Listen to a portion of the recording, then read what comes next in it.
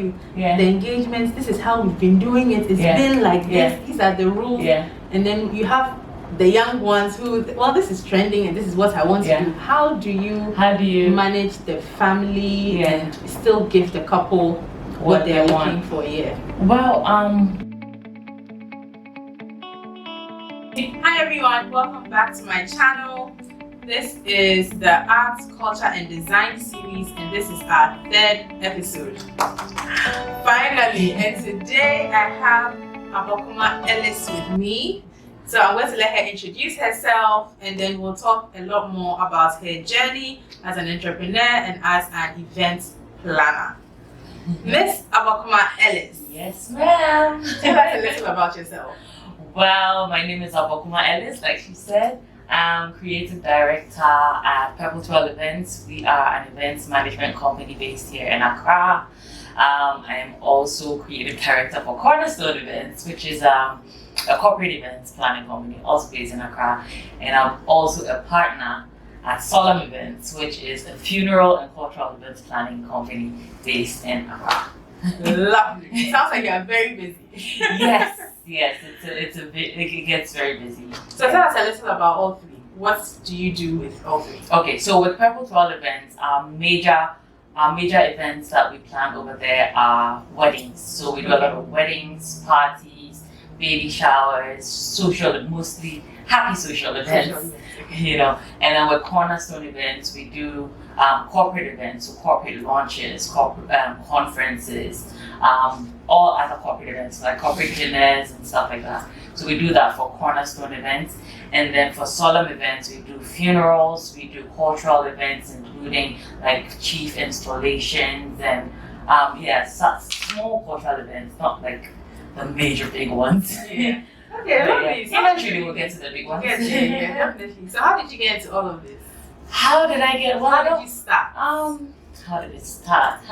Well, it started with Twirl Events. Twirl Events, I started Twirl Events in 2010. Okay. So we're in our 12th year. And congratulations. Thank you. That's Thank you. So so that's where it started with the weddings. It started with weddings and parties and other social events. And right now in this year that we are, I feel like we've definitely been able to get a proper hold on the event space in terms of when it comes to weddings. Okay. So I started Cornerstone Events about 4 years ago, which is the corporate events one, which I think what it is it gets to a point where it's like you've almost done it all, so you want to push yourself to do more. So I did Cornerstone then, and then we did. I started Solemn Events with my partner Mansa 3 years ago as well. Yeah, so that has been kind of the progression. Okay. Have you always wanted to be an event planner? No, I have not always wanted to be an event planner. I kind of fell into it. Okay, so what did you want to do? I wanted to be a doctor. Okay. I was on the path to being a doctor because I was a science student. I did science in uni and everything. Wow. Yes, I did biological sciences, and then I went into on to do botany. So I got my master's in botany. My bachelor's in botany, focusing on microbiology. You know, so that was kind of the path that I wanted to. So after university, I had no idea what I wanted to do. I was stuck. Yeah. I was at that. Yeah, this was in 2010. So so that's how it started. So I did that. That was my very first wedding, and then after that, I did another friend's wedding. So this one was with the Twirl brand. You know, that time we were established as we're wedding planners. This is what we do. So I did my friend Ifia. I did her wedding with Edem. This was also in 20. Oh gosh, I'm so bad at the time. I can't remember the time. That's okay. So I did her wedding as well, and from that wedding, I got 2 other weddings, and that's how it's been since. It's just like a lot of referrals. I feel like because we're a service, you know, it's difficult for people to. It's one of my challenges, which is explaining what we do to people. So for me, I really cherish my clients because they're the ones who go out there and tell people how we work, because they have experienced it. So word of mouth and referrals means a whole lot to Purple Twirl in the business. Okay. Excellent. There are two things you've said that I can't wait to even ask about. Okay. So mentorship. Do you think that as startups is something that everyone should try to get? Every entrepreneur should try and get a mentor. Is it that helpful? I think it is, absolutely. I definitely think if you're starting a new business and you're trying to get out there, getting a mentor is definitely helpful. Okay. But then before you get a mentor, you should know what you need from the mentor, what you want from the mentor. Don't go to a mentor asking for money. You know, but then you need to know exactly what you need from the mentor, so that when you maybe approach them and ask them to be your mentor, they kind of have a guide on how to help you. And it's not a situation where you just go and sit there and everybody's like, yeah, what's up? You know, have a plan.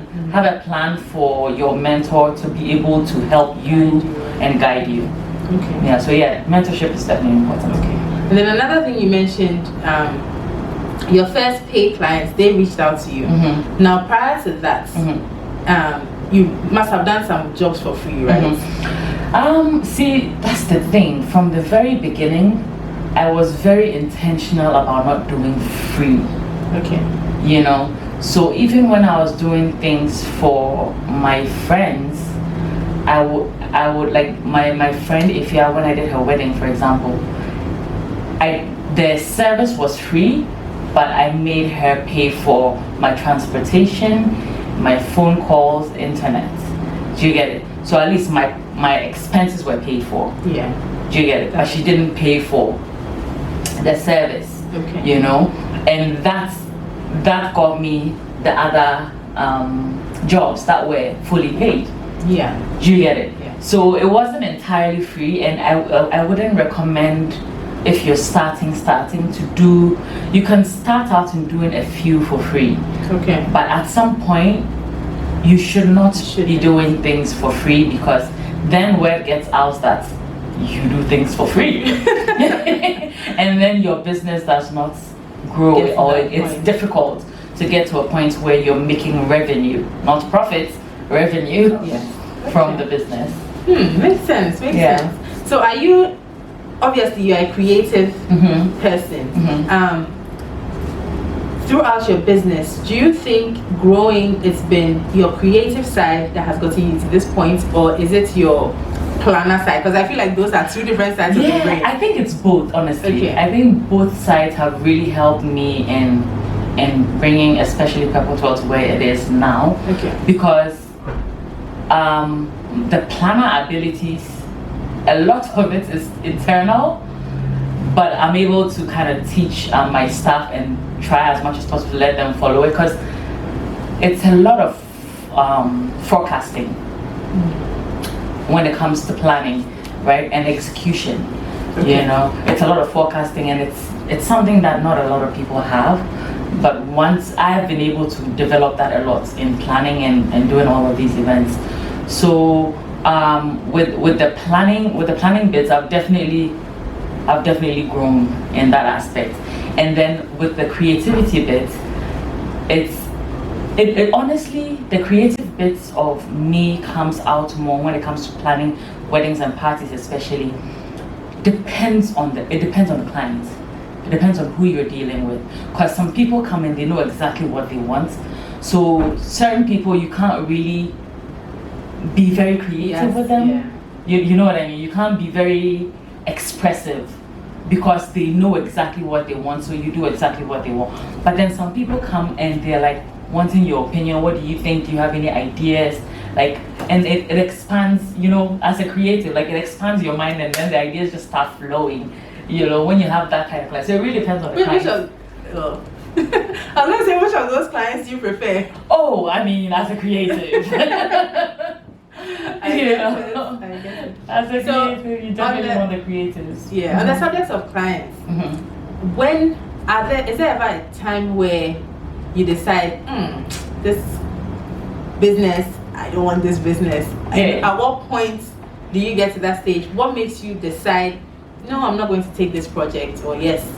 It's usually very early on, because once we decide that we're going to take you on as a client, there's almost no going back. So that decision needs to be made very early on, and a lot of the time, honestly, it's just my instincts. It's just instincts that, because I usually have initial consultations and conversations with clients before we book them.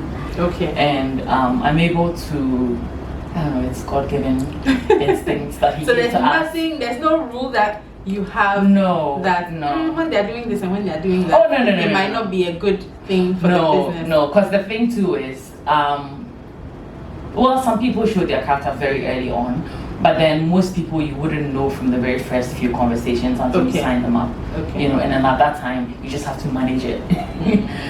But then some people you're just like from the beginning you're just like, we're booked on that day. That's a good way. Yeah. Oh no, we won't say we can't take your business. No. Oh gosh, please. It doesn't mean everybody that we said it's not because of that. Oh no. I guess it completely. No, it sounds healthy. Because you can't take everything. No. And if you know it's not going to align with your brand, there's someone to be careful about that too. So I completely understand. I understand. So culture, we are in Ghana, and there's a way that we do things, and I think that what you do is a lot. Culture is involved a lot in what you do. Really, weddings and in the traditional marriage in Ghana is a chunk of who we are. How do you balance?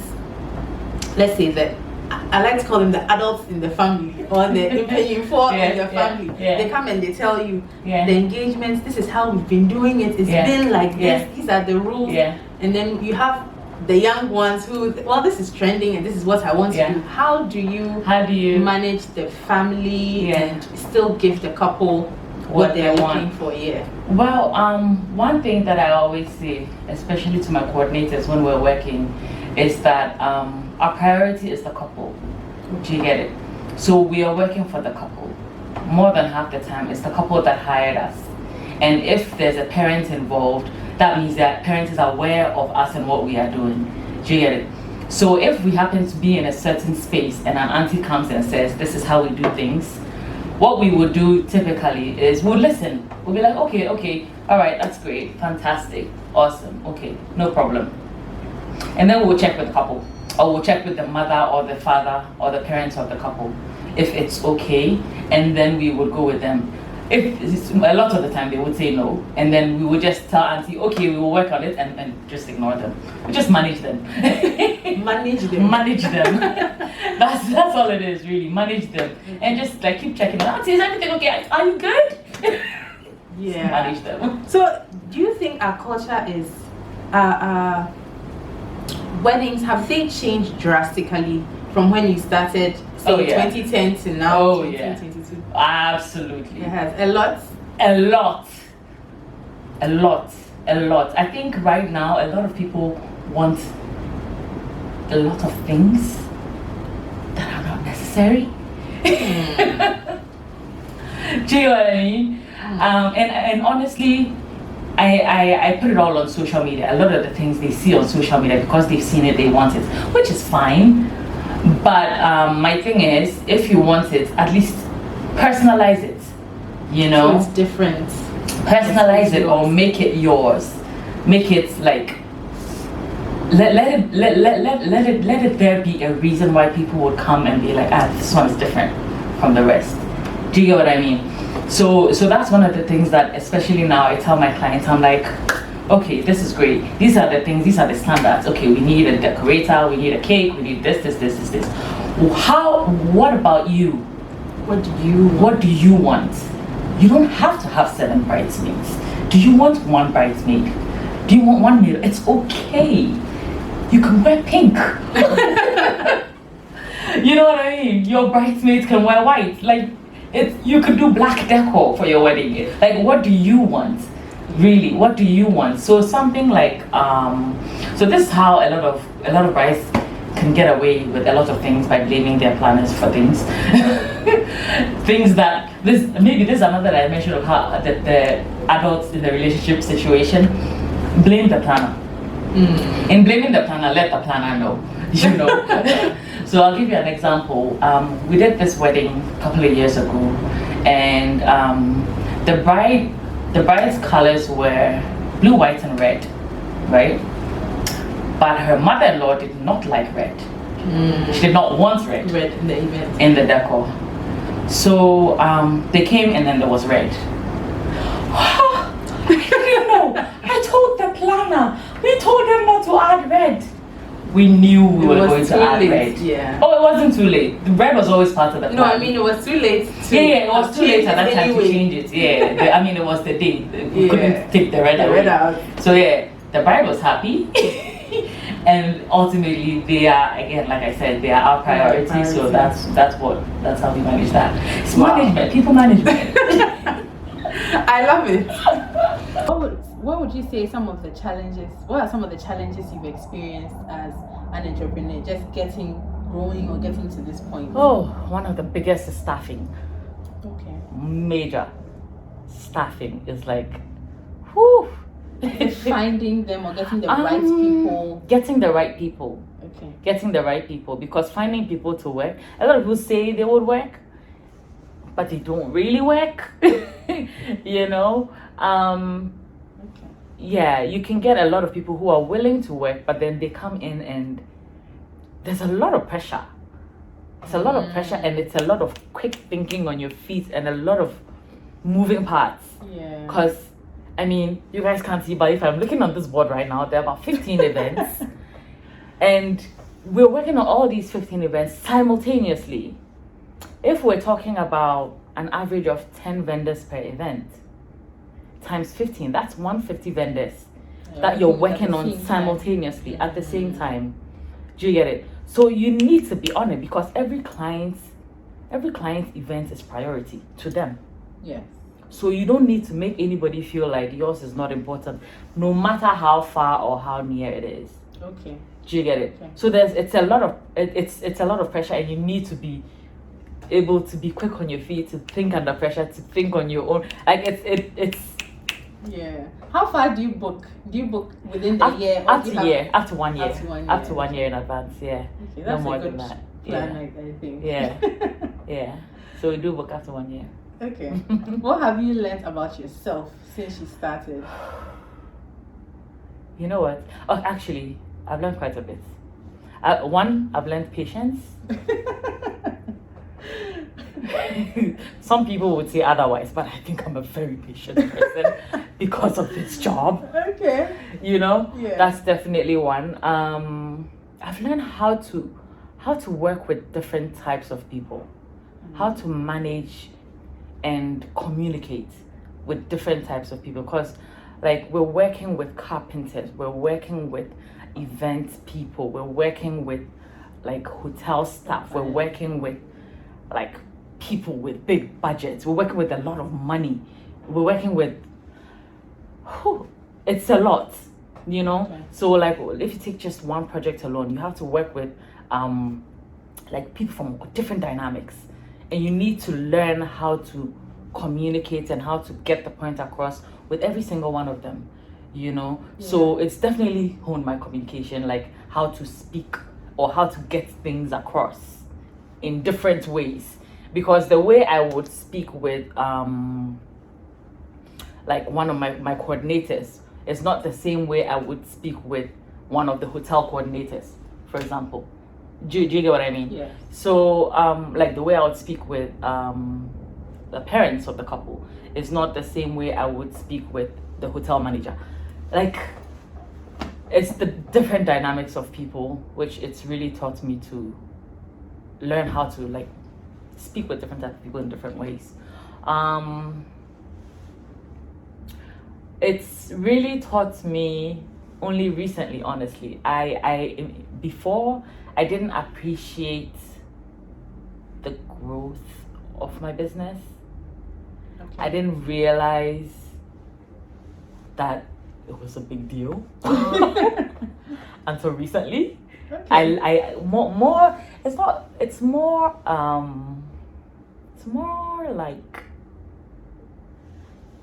celebrating the successes of the business. You think you've not been doing that? I have definitely not been doing that, so I'm now learning. Now want to get to that point. Yeah, I'm now learning to appreciate that there has been growth, there has been success, and there has been like what's the word? Help me out. Maturity. Okay. In how we get things done in Purple Twirl, because it's definitely not the same 5 years ago. You know, our processes are not the same, and they improve daily, weekly. Like next week, I'm going to implement new processes and new ways of doing things. You get it? So every day there's something new to be done, and it's making me appreciate those. Like I'm learning to appreciate those little changes as big wins instead of just ignoring them. I like that. Yeah. I like that. So, do you think in your career as an event planner, have you gotten to the point that you want to get to, or where is that point for you where you be like, oh, yep, I have accomplished what's Purple Oh no, I'm not what there. Abokuma Ellis No, I'm not there. So I'm what not is there. it for you? Right now I want to go beyond Ghana.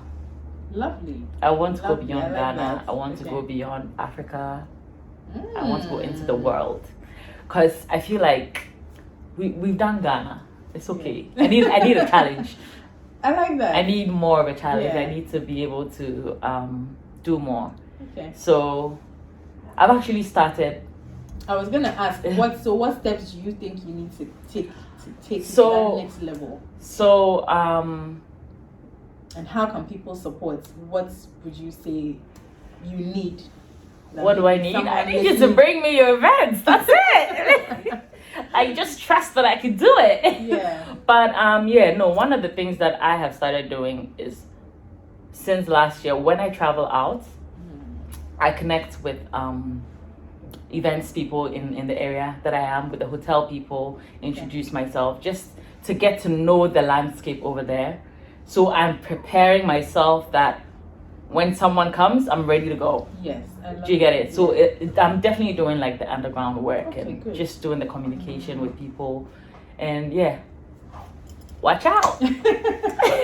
Well done. Well done. you. Sounds amazing. Thank you. I've enjoyed watching you grow, and Yes, you've been there.